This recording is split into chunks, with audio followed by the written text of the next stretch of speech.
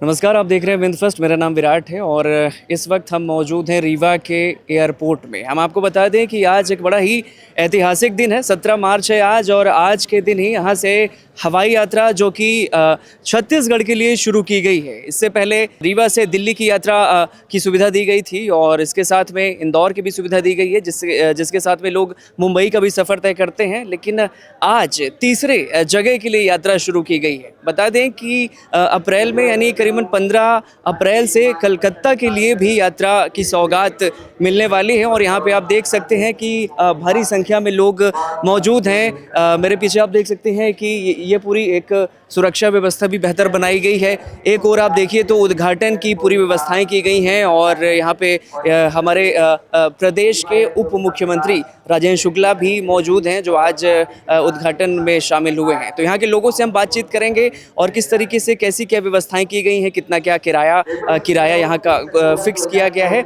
और क्या व्यवस्था है, इसके बारे में हम आपको पूरी जानकारी देंगे। रायपुर के लिए एक नई सौगात दी गई है।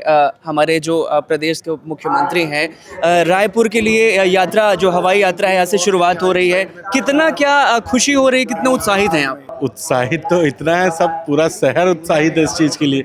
इतनी सुविधाएं, सबको पूरे हिंदुस्तान में कहीं जाना है 2-3 घंटे में कहीं भी पहुंच जाए। रीवा से इंदौर जाओ, रीवा से रायपुर जाओ, बेंगलोर की फ्लाइट कनेक्टिविटी है, बॉम्बे की है, तो सुविधा ही सुविधा हो गई। माननीय मंत्री जी ने तो अथक प्रयास से सब अच्छा हो गया, बढ़िया हो गया।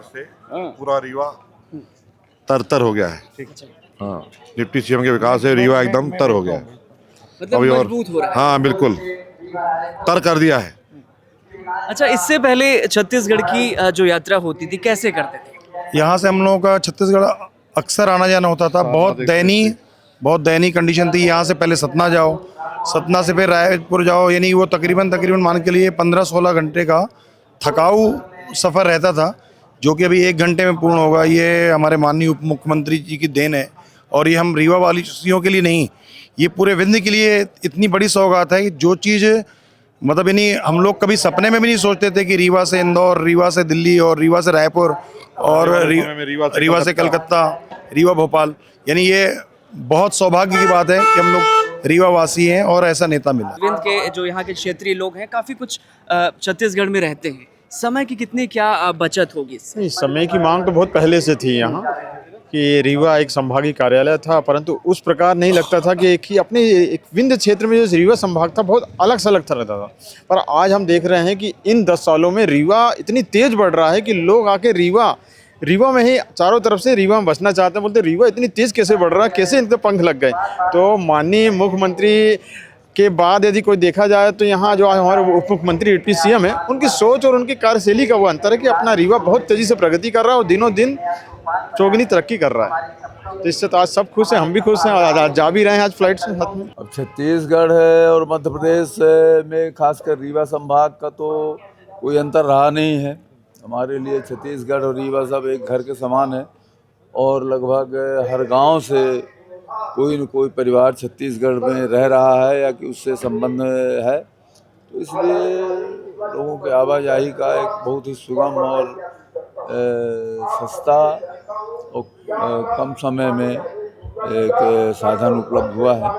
इससे व्यापार, वाणिज्य और हर क्षेत्र में प्रगति होगी। पर्यटन को लेकर भी पर्यटन को भी लेकर के होगा। जी, कैसा लग रहा है आज? बड़ा ऐतिहासिक दिन है रीवा के लिए। बहुत गुड फील हो रहा है और मैं खुशनसीब व्यक्तियों में हूँ कि मैं जो रीवा की पहले दिल्ली, फिर इंदौर और फिर आज रायपुर, मैं तीनों फ्लाइट में पहली बार गया और इतना आनंद आया जाने और आने में कि मैं बता नहीं सकता कि हम रीवा वासियों के लिए ये कभी सपना हुआ करता था। और हम लोग आज से 15 साल 20 साल पहले अपने छतों में जब कभी महीना 2 महीना 4 महीने में कोई प्लेन गुजरता था तो छतों में खड़े होकर देखते थे, और आज हमारे रीवा में दिन में 4 से 6 बार एरोप्लेन और हेलीकॉप्टर गुजरने की आवाज़ें आती हैं।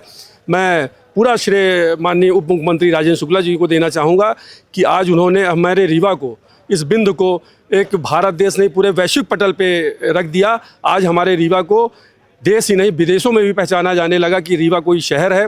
छत्तीसगढ़ पहुंचने के लिए कम से कम 10 से 12 घंटे का समय देना होता था। यहाँ के यात्री परेशान होते थे, कहीं बस से जाते थे, ट्रेन से जाते थे। अभी कितना क्या सुविधा हो गई है लोगों की? देखिए, जब से इस देश की कमान आदरणीय देश के यशस्वी प्रधानमंत्री आदरणीय नरेंद्र मोदी जी ने संभाली है, उसके बाद से देश में बहुत विकास हुआ। उस पर उड्डयन योजना भी उन्होंने शामिल की थी। उसमें से पूरे देश में कई जगह एयरपोर्टों का उन्होंने किया, पर रीवा एयरपोर्ट से रायपुर के लिए तीसरी फ्लाइट जा रही। इसमें मैं पूरा श्रेय रीवा के लाडले विधायक, मध्य प्रदेश शासन के उप मुख्यमंत्री आदरणीय राजेंद्र शुक्ला जी को देना चाहूँगा, मध्य प्रदेश के यशस्वी मुख्यमंत्री आदरणीय मोहन यादव जी को, उड्डयन मंत्री जी को और साथ में रीवा सांसद जी को।